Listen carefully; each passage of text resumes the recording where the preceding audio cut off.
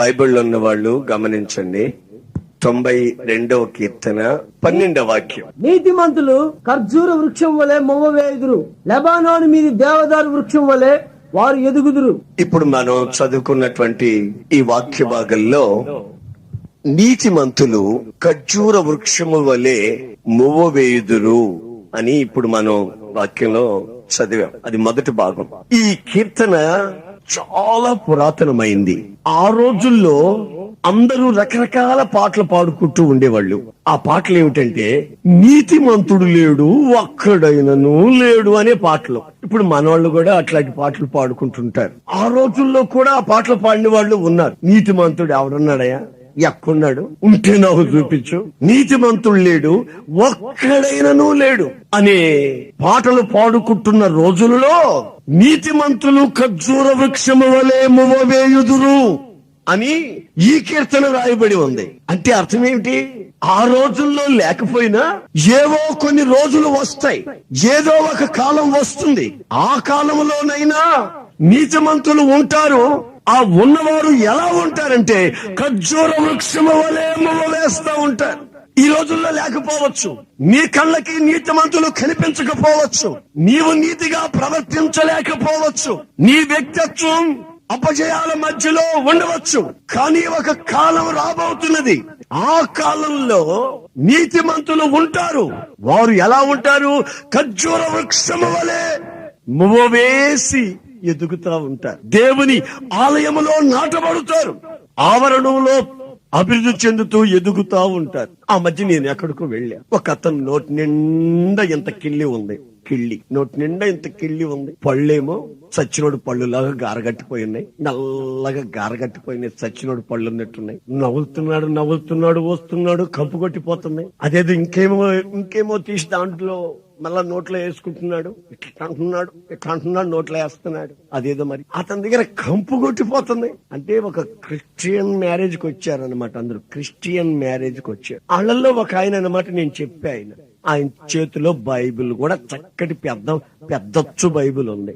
మరి ఈ వాసనకి నేను తట్టుకోలేక నేను అటు ఇటు చూస్తూ ఇంకేదన్నా కుర్చీ ఖాళీగా ఉంటే అటు వెళ్ళిపోదాం అనుకుంటున్నాను. అంతలో ఆయనే నన్ను పలకరించి, ఏంటండి మీరు కంగారు పడిపోతున్నారు ఏంటండి బాబు అన్నాడు. ఏం లేదండి, ఎక్కడున్నో అదో రకమైన వాసన వచ్చేస్తుంది. మరి నాకు తలకాయ నెప్పుకుందండి బాబు, బుర్ర కాలిపోతుంది, బుర్ర వేడెక్కిపోతుంది బాబు అన్నాను. ఎక్కడో కాదు, నా దగ్గరే, నాకు ఈ అలవాటు ఉందలేండి అన్నాడు. ఏం అలవాటు అండి బాబు? అదో రకమైన వాసన వచ్చేస్తుంది మీ దగ్గర. ఈ నోట్లో ఇది వేసుకోక మునుపు ఏమైనా పుచ్చుకున్నారా? అవునండి, కొంచెం పుచ్చుకున్నానండి. ఆ వాసన రాకుండా ఈ వాసన కొంచెం ఈ వాసన పెట్టానండి అన్నాడు. నేనన్నాను, ఇదిగో మనకు ఈ అలవాట్లు ఉండొచ్చునా? తప్పు కదా, చేతిలో ఇదిగు పెట్టుకున్నావు, చేతిలో ఇది ఉంది మనలాను, ఈ అలవాటు మనకు మంచిది కాదు కదా అన్న. ఆయన అంటాడు, ఏమండి ఏసనగానండి, నీతిమంతుడు ఎవడున్నాడండి? ఏడు ఒక్కడైనా ఉన్నాడేమో చూపించండి, రండి మా చర్చికి కావాలంటే, ఎవడన్నా ఒక్కడు చూపించండి అన్నాడు. నా గుండె పగిలిపోయి, అయ్య బాబు ఇంకేమన్నా ఉందా? అదేమిట్రా అంటే కీర్తన చూపిస్తున్నాడు. కీర్తన ఉంది, నీతిమంతుడు లేడు ఒక్కడైనను లేడు అనే కీర్తన చూపించాడు. నీవు ఈ కీర్తన వరకే ఆగిపోయావు. నేను 92వ కీర్తన వరకు వెళ్ళా. అక్కడేమనుందంటే నీతిమంతులు ఉన్నారు, వారు ఖర్జూర వృక్షము వలె ఎదుగుతారని రాయబడి ఉంది. ప్రైజ్ ది లార్డ్, హల్లెలూయా. ఎక్కడున్నారు, ఎలా ఉంటారా నీతిమంతులు? ప్రియమైన సహోదరులారా, మానవాళి అపవిత్రతలో, అనీతిలో, అక్రమాలలో నశించి శాపాన్ని అనుభవిస్తూ ఉండగా ఆకాశం నుంచి మన యేసు ఇదిగో ఈ భూమి మీదకి దిగి వచ్చాడు. దేవునికి స్తోత్రం. దిగివచ్చి ఒక రోజున ఓ ప్రార్థనా మందిరంలో ఉన్నాడు. ఆయన ప్రార్థనా మందిరంలో ఒక సెనగోగులో ఉన్నప్పుడు అక్కడికి ప్రార్థనకి వస్తున్నారు అందరూ. ఒక అతను వచ్చాడండి. ఎంత ధైర్యంగా వచ్చాడంటే అంత ధైర్యంగా వచ్చాడండి. వచ్చి ప్రార్థన చేసేస్తున్నాడు, దీర్ఘ ప్రార్థన చేసేస్తున్నాడు. అయ్య బాబు, ఎంత చక్కటి వ్యాకరణమో, ఎంత చక్కటి మాటలో. ప్రభువా, నా తండ్రి, నా దేవా, నేను వారానికి 3 సార్లు ఉపవాసాలు ఉంటాను తండ్రి. సోపులోను, జీలకర్రలోను, కొత్తిమీరలోను, ఇక నాకు నువ్వేమిచ్చినా 10వ భాగాలు ఇచ్చేస్తాను తండ్రి. నా అంతటి భక్తుడు ఈ సంఘంలో మరి ఎవరు లేరండి. నేను మహాయథార్థవంతుణ్ణి, భక్తుణ్ణి, అది ఇది అని తనకున్నటువంటి స్వార్థాన్ని అలా ఎత్తి చూపిస్తున్నాడు దేవునికి ప్రార్థనలో. అంతలో అదే ప్రార్థన మందిరంలో అక్కడ ఒక అతను ఉన్నాడు. అతను లేచాడు. పాపం లేచి ఆకాశం వైపు కన్నులెత్తుటకు ధైర్యం చాలలేదు. ఇలా వంగిపోయి ఒక చిన్న ప్రార్థన చేసేసాడు. ఏమని? పాపినైన నన్ను కరుణించు, నా పాపము చేత ఆకాశం వైపు కన్నులెత్తుటకు ధైర్యము నాకు చాలటం లేదు. నా పాపము నన్ను భూసంబంధముగా వంచి వేసింది, నా నడుములు విరిచింది, రోగినిగా చేసింది, మనస్సాక్షిని చంపింది, జీవితంలో సంతోషాన్ని కోల్పోయి జటు దిక్కులేని పరిస్థితుల్లో శాపాన్ని అనుభవిస్తున్నాను. ఆకాశం వైపు దేవాన్ని పిలుచుటకు యోగ్యత లేని పాపము నన్ను వెంటాడుతుంది గనుక పాపిలైన నన్ను క్షమించు అని ఒక చిన్న ప్రార్థన చేశాడు. అక్కడున్న పాపం ఆ సహోదరుడు వెంటనే యేసు ప్రభు కల్పించుకుని, ఇతని ప్రార్థన నేను విన్నాను, ఇతను కంటే అతను నీతిమంతుడుగా తీర్చబడ్డాడు. Praise the Lord. Hallelujah, hallelujah. ఎవరు నీతిమంతులుగా తీర్చబడ్డారు? మనుష్యుని నీతిమంతులుగా తీర్చుటకు మన ప్రభు అయిన యేసుక్రీస్తు లోకానికి అనుదించాడన్న సంగతి ప్రజలు గ్రహించాలని ఈ మాటని ఆ సమాజ మందిరంలో యేసుక్రీస్తు వాడుతూ ఉన్నాడు. అంతవరకు పాడారు పాటలు. ఏం పాటలవి? నీతిమంతుడు లేడు, ఒక్కడైనను లేడు. ఎవడున్నాడు? తాకుండా ఎవడుండగలడండి? పండగ పూట కూడాను. మామూలు అప్పుడైతే నేను పండగ పూట కూడా తాక్కుంటూ ఉంటారా? ఎప్పుడైనా స్నేహితులతో కూడా సరదాగా మంత్లీ వన్స్, నెలకొకసారి అయినా, జీతాలు వచ్చినప్పుడైనా కాస్త ఫంక్షన్ పెట్టుకోకూడదండి? అది కూడా తప్పేనా? స్నేహితులతో చెయ్యి కలపకూడదా సరదాగా? ఏమండి, జనరల్ నాలెడ్జ్ కొరకైనా సినిమాలు చూడకూడదా? మీరు ప్రపంచంలో ఏం జరిగేది తెలుసుకోవాలి కదండి, జనరల్ నాలెడ్జ్ కావాలి కదండి. అప్పుడు కూడా సినిమాలు చూడకూడదా? సినిమాల పిచ్చి తప్పే గాని సినిమాలు ఎప్పుడైనా ఒకడైనా చూడకూడదండి? ఎవడున్నాడండి నీతిమంతుడు అని ఆ రోజు పాడారు, ఈ రోజు పాడుతున్నారు. కానీ ప్రభు అయిన యేసుక్రీస్తు ఈ లోకానికి ఎందుకు వచ్చాడు? అక్రమములో, పాపములో, శాపములో పడి ఆకాశం వైపు కన్నులెత్తుటకు ధైర్యము చాలక మనస్సాక్షిని చంపుకొని జీవితాన్ని శాపముగా మార్చుకున్న మనిషి జీవితాన్ని నీతిమంతులుగా తీర్చుటకు ఈ లోకానికి యేసయ్య వచ్చాడు. ఆయన నీతి గల రాజు, ఆయన రాజ్యం నీతి సామ్రాజ్యం, ఆయన నీతి విధులు, ఆయన పద్ధతులు మనిషిని నీతిమంతులుగా తీర్చిదిద్దగలవు గనుక నీతిమంతులు ఉన్నారు. ఎప్పుడు? యేసుక్రీస్తు ఈ లోకానికి ఎప్పుడైతే వచ్చాడో, ఎప్పుడైతే మనిషి కొరకు తన రక్తాన్ని చిందించాడో, ఎప్పుడైతే తన ప్రాణాన్ని ప్రాణార్పణగా కుమ్మరించాడో, ఎప్పుడైతే మరణపు ములను విరిచాడో, ఎప్పుడైతే పునరుద్ధానపు శక్తితో లేచి ప్రజలకి కనిపించాడో, ఎప్పుడైతే ఆయన తండ్రి సింహాసనం మీదకి వెళ్ళి మనుషుని బలహీనత నిమిత్తమై విజ్ఞాపన చేస్తూ ఉన్నాడో, నీతిమంతులుగా తీర్చుటకు ఆయన చేయవలసిన సమస్త క్రియలు చేసి ముగించాడు. గనుక నీతిమంతులు ఉన్నారు. ఆమేన్, ఆమేన్. నీతిమంతులు ఉన్నారు. ఎవరు వాళ్ళు? పాపి పాపముతో ఉన్నప్పుడు, తాను పాపినని గ్రహించినప్పుడు, పాపము నిమిత్తమై పశ్చాత్తాపడినప్పుడు క్రీస్తు యేసు యొక్క సజీవ రక్తం ఆ పాపి పశ్చాత్తాపడినప్పుడు ఆయనను కడగగా మనిషి నీతిమంతుడుగా తీర్చబడుతున్నాడు. అతడు ఎలా ఉంటాడు? ఖర్జూర వృక్షము వలె మువ్వవేసి ఎదుగుతాడు. నీతిమంతులు ఎవరయ్యా అంటే యేసు రక్తము చేత కడగబడిన వాళ్ళు, రక్షణ అనుభవాన్ని పొందిన వాళ్ళు, పాపక్షమాపణ నిశ్చయము కలిగిన వాళ్ళు, నీతిమంతుడైన క్రీస్తు కొరకు, పరిశుద్ధుడైన యేసు కొరకు పవిత్రమైన జీవితాన్ని చేయాలని ఆశించి నిర్ణయించుకున్న వాళ్ళు ఎలా ఎదుగుతారు? ఖర్జూర వృక్షం వల్ల ఎదుగుతారు. మీలో ఎవరైనా ఖర్జూర వృక్షం చూసారా? ఖర్జూర వృక్షం చూసారా మీరు ఎవరైనా? ఎవరు చేయలేనట్టు కనిపించదు. ఒక్కడెత్తారండి బాబు. చూసి ఖర్జూరం చెట్టు అనుకుంటున్నాడో, ఖర్జూరాన్ని ఈత చెట్టు అనుకున్నాడో, మొత్తం మీద ఈత చెట్టుకి ఖర్జూరం చెట్టుకి పెద్ద వ్యత్యాసం ఏమి ఉండదండి. అది ఎలా ఉంటుందో ఇది అలాగే ఉంటుంది. నేను మొన్న ఎరికో అంటే ఈత చెట్ల పట్టణం అని అర్థం. అక్కడికి వెళ్ళి చూస్తే ఈత చెట్లు ఏమి లేవు, అక్కడ ఖర్జూరపు పళ్ళు ఉన్నాయి. అయ్యి బాబా ఎంతలా ఉన్నాయి, ఒక్కొక్కటి దొండకాయలాగా ఎంత పొడుగునని ఎంతలా ఉంటే 4 కాయలు తింటే సరిపోయేదండి ఒక రోజంతా. ఆకలి అయ్యేది కాదు, అంత రుచిగా ఎరుకోను.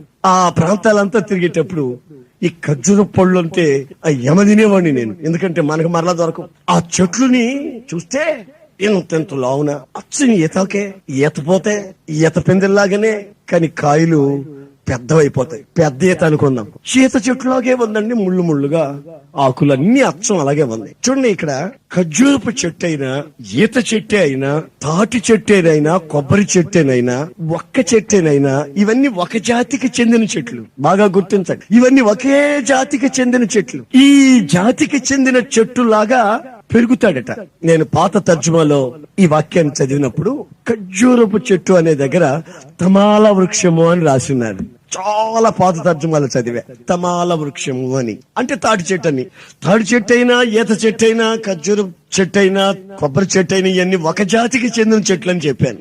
ఏమిటయ్యా ఈ చెట్లలో ఉన్నటువంటి జాతి, ఈ పద్ధతి ఏమిటయ్యా అంటే, ఈ చెట్టుకి బాగా గమనించాలి, ఈ చెట్టుకే దేవుడు నీతిమంతుడిని ఎందుకు పోల్చాడంటే, ఈ చెట్టుకి తల్లివేరు అనేది ఒకటి ఉండనే ఉండదు. తల్లివేరని ప్రతి చెట్టుకి కుంగుటేరని, తల్లి ఏరని ఒక ఏరు మధ్యలో ఉండి అది తిన్నగా లోతుకెళ్ళిపోయి ఆ చెట్టుని బలంగా పట్టుకొని ఉంటుంది అన్నమాట.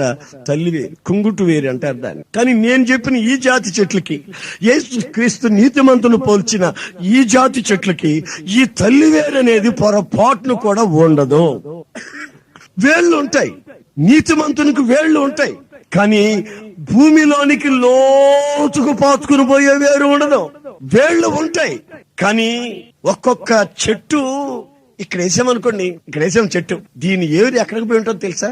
ఆ పక్కింట్లో ఉంటుంది. నేను ఎందుకు ఈ మాట చెప్పాను మీరు ఆలోచించుకోండి. చెట్టు ఉండేది ఇక్కడే, మనమే వేసాం ఈ చెట్టు, మనమే నీళ్లు పోసాం, మనం ఈ చెట్టు ఫలితం కొరకు ఆశిస్తున్నాం. కానీ ఈ చెట్టు వేరు గోడ దాటి, అర్థమైందా, గోడ దాటి లోపల ఎవ్వరికి తెలియకుండా వాళ్ళ కుండల దగ్గరికి, వాళ్ళ నీటి ఓటల దగ్గరికి, వాళ్ళదేదో దోచుకోవాలన్న అనుభవంతో, ఇది మన స్థలం కాదు, మన ఇల్లు కాదు అని అనుకోకుండా, ఎవరిదైతే మనకెందుకు లోపల ఎవరికి తెలియకుండా ఇలా వెళ్ళిపోయి అక్కడ సారాన్ని పీల్చుకుని ఆ కొంపను ఆర్చేటట్టుగా కొన్ని చెట్లకి కొన్ని ఏర్లు పుడతాయి. తల్లి ఏరు ఈత చెట్టుకి, కొబ్బరి చెట్టుకి, తాటి చెట్టుకి, ఖర్జూర వృక్షానికి పొరపాట్లు ఉండదు. ఆ చెట్టుకి సన్న సన్న వేళ్ళు ఒకే కొలతలో, ఒకే పరిమాణంలో ఆ వేళ్ళన్నీ ఉంటాయి.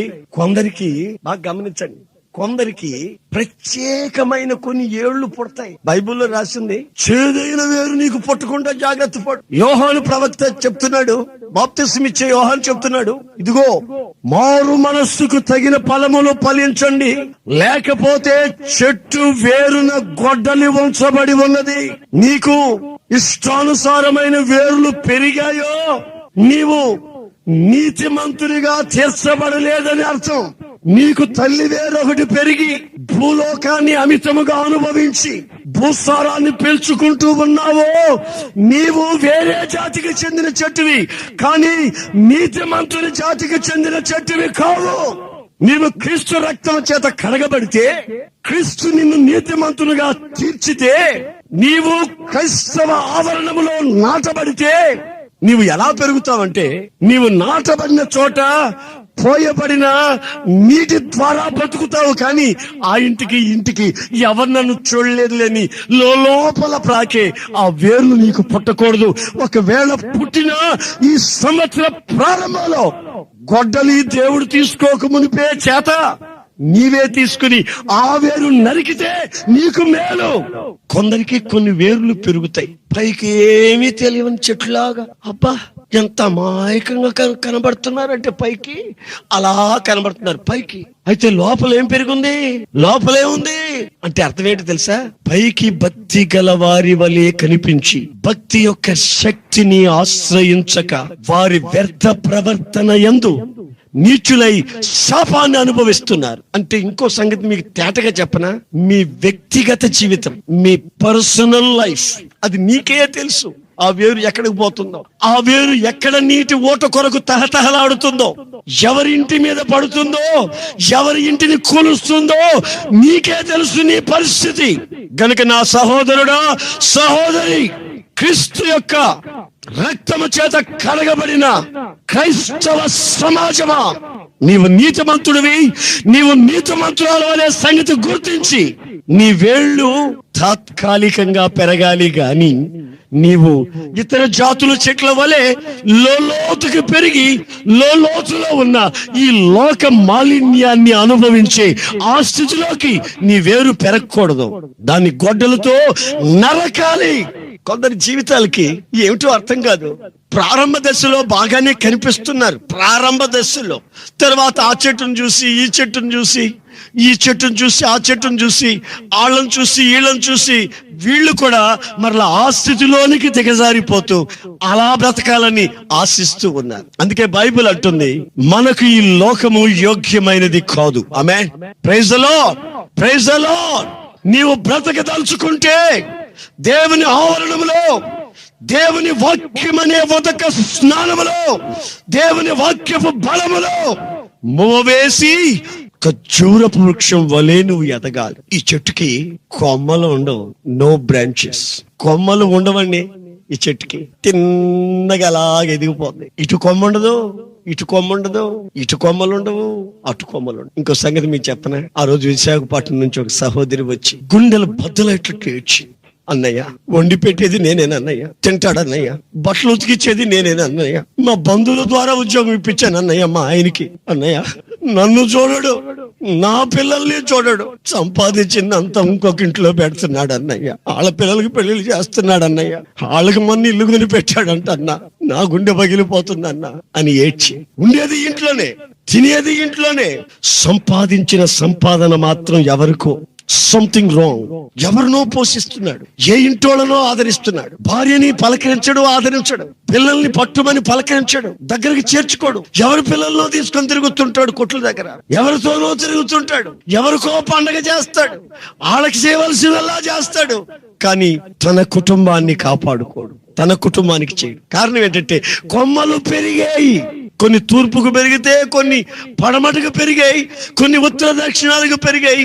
అంతా నా వారే అంటాడు, కుటుంబాన్ని మాత్రం శాపంలో తీసుకెళ్తాడు. తన కష్టార్జితం ఆలోచించండి, తన కష్టార్జితం తోపుడు సొమ్ముగా మారుతుందే గాని తన కష్టార్జితం తాను తన పిల్లలు అనుభవించుకునే దానికి వీలుగాని పరిస్థితి ఏర్పడింది. నీతిమంతులు ఎలా పెరగరు, నీతిమంతులు ఎలా పెరగరు, నీతిమంతులు ఎలా పెరుగుతారు?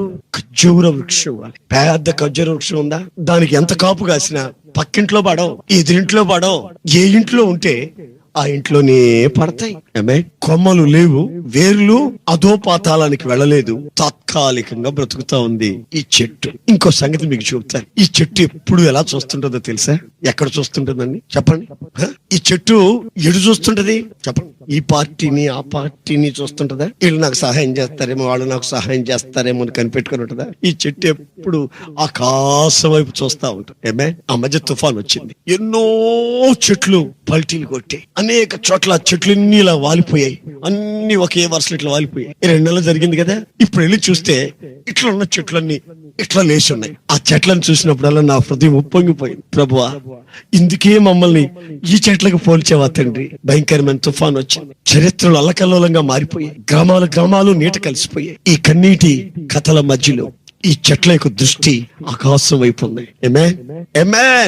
ఎలా ఉంది? పైకుంది. మీరు క్రీస్తు యేసుతో కూడా లేపబడిన వారు అయితే, ఎంత చక్కటి మాట్లాడండి, మీరు క్రీస్తు యేసుతో కూడా లేపబడిన వారు అయితే పైనున్న వాటి మీదనే మనస్సు ఉంచుకొనుడి. ఆమేన్. వేటి మీద మనస్సు ఉంచుకోవాలండి చెప్పండి గట్టిగాను? భూ సంబంధమైన వాటి మీద కాదండి, పైనున్న వాటి మీద మనస్సు ఉంచుకొనుడి. ఎందుకంటే మీరు క్రీస్తు యేసుతో కూడా లేపబడిన వారు అయితే, క్రీస్తు యేసుతో కూడా మనం లేపబడ్డవారు అయితే కాదు, అవును మేము లేపబడ్డవారం. క్రీస్తు రక్తం మమ్మల్ని పాపములోంచి విడుదల చేసింది, విమోచించింది. ఆ పరిశుద్ధ రక్తం సకల పాపములోంచి కడిగి మమ్మల్ని నూతన పరిచింది. మేము ఆయనతో లేపబడ్డాం. ఆ పునరుద్ధానపు శక్తి నన్ను నడిపిస్తుంది అని సవాలు చేసి చెప్పగలిగిన పరిస్థితిలో నీవు లేపబడితే పైనున్న వాటి మీదనే మనస్సు ఉంచుకొనుడి. Praise the Lord, praise the Lord. భూ సంబంధమైన లోతుకి వెళ్లే వేర్లు లేవు. కష్టార్జితం డాక్టర్లకి, కష్టార్జితం లంచాలకి, కష్టార్జితం రాజకీయాలకి తగలబెట్టి పిల్లల్ని పస్తు పడుకుని పెట్టే ఈ దరిద్రత నీతిమంతుడైన క్రీస్తుని ఎరిగిన బిడ్డకి లేదు. ప్రియమైన సహోదరులారా, గమనించండి. ఆ చెట్టు ఉందా, ఆ చెట్టు పొరపాటును కూడా స్మూత్ గా ఉండదు. ఈ చెట్టు బాగా రఫ్ గా, బాగా అదో రకంగా హార్డ్ గా ఉండిపోద్ది. ఆ చెట్టు పొరపాటున ఆ చెట్టుకి కానీ జార్యమో. ఆ మధ్య ఎక్కడికో నేను మోటార్ సైకిల్ మీద వెళ్తున్నా, ఎవడో తాటికాయలు దొంగతనంగా కోసుకుంటున్నారు. పిల్లలు దొంగతనంగా తాటికాయలు కోస్తున్నారు ముంజికాయలు తిందామని. ఆ దారిని వెళ్లేవాడిని వెళ్లకుండా, నాకింకా చిన్న పిల్లల చేష్టలు పోలేదు. నాకింకా నేనేం చేసానో తెలుసా, మోటార్ సైకిల్ ఆపి నా దారి నేను వెళ్ళొద్దు, పాస్టర్ పని చేస్తున్నాను కదా, నాకెందుకండి ఆ గొడవ, నాకింకా పోలేదు ఈ బుద్ధులు. ఆపి అని అరిస్తే ఆడు భయపడిపోయి కొడవలు ఇసురు కొట్టి ఓ అని జారాడు కిందకి. ఇక జారితే పొట్ట ఉంటదండి, చేతులు కాళ్ళు అంతా ఎక్కడికక్కడ చెక్కులుగా లేచిపోయింది. ఆడు కిందకి దిగడం చూసి, అమ్మో ఇంకెవరిలో చూశారంటే నన్ను చంపేస్తారు ఇప్పుడు, మోటార్ సైకిల్ స్టార్ట్ చేసి అదే పారిపోయాను. ఆ ప్రాంతాల్లో లేను. ఎందుకు వచ్చిన కూడా మనకు వాడు చస్తాడో బతకడో, వాడి పేగులు బయటకు వస్తున్నాయి. మరి ఏత చెట్టుతో తాటి చెట్టుతో ఆటలాడితే ఏమవుద్ది అనుకుంటున్నారు? ఎవరితోనైనా ఆటలాడొచ్చు కానండి.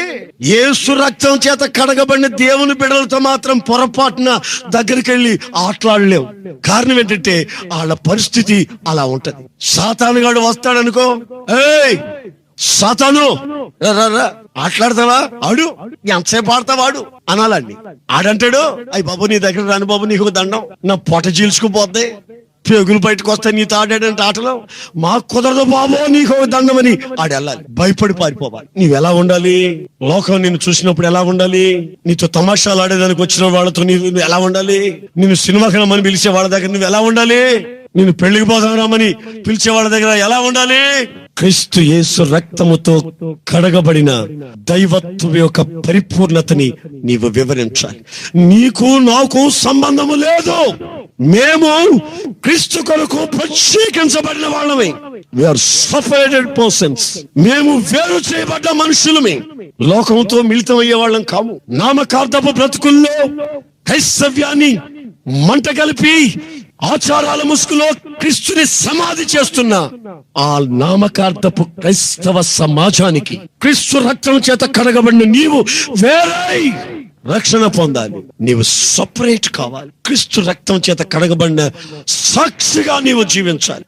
ఆచారాలలో పడి అపవిత్రతకు చోటిచ్చి వేషధారణను ప్రోత్సహించి లేఖనాలు చెప్పని సంగతులకి తలయొగ్గి నాగరికత ముసుగులోకి ముందుకు సాగేవో నరకాగ్నికి ఆహుతి అవుతావు. గనుక నీవు ఈ రాత్రి ఆకాశమందున్న దేవుని చూస్తూ, నేను దేవుని కొరకు ప్రత్యేకించమైన బిడ్డని. ఆమేన్. సంవత్సరాలు గతించిపోతూనే ఉన్నాయి. మమ్మల్ని నూతన పరచు, రిన్యూ, మమ్మల్ని రివైవ్, ఉజ్జీవింపచేయి.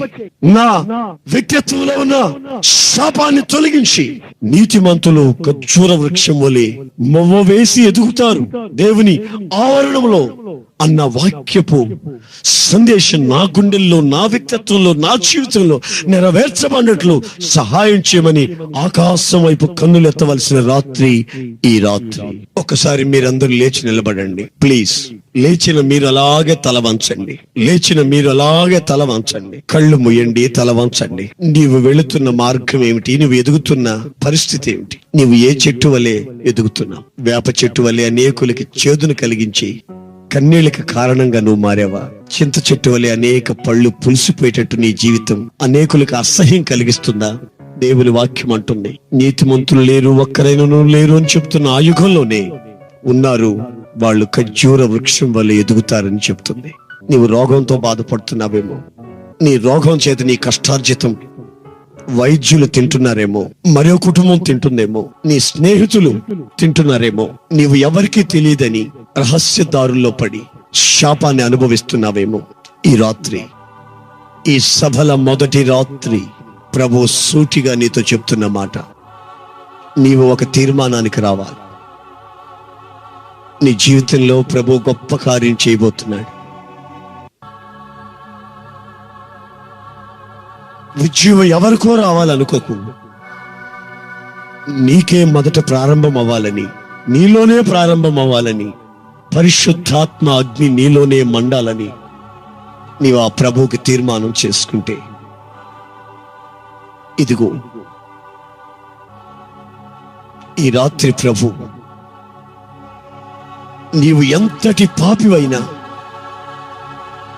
నీ సమస్త పాపములో నుంచి నిన్ను కడిగి శుద్ధి చేసి నిన్ను నీతిమంతులుగా తీర్చుటకు ఆయన ఆశిస్తున్నాడు. ఆయన నీ జీవితంలో ప్రవేశించి నిన్ను నీతిమంతులుగా తీర్చి నిన్ను ఆయన ఆవరణములో మువ్వవేసి ఎదిగించాలని ఆయన ఆశిస్తున్నాడు. నా ప్రియమైన సహోదరులారా,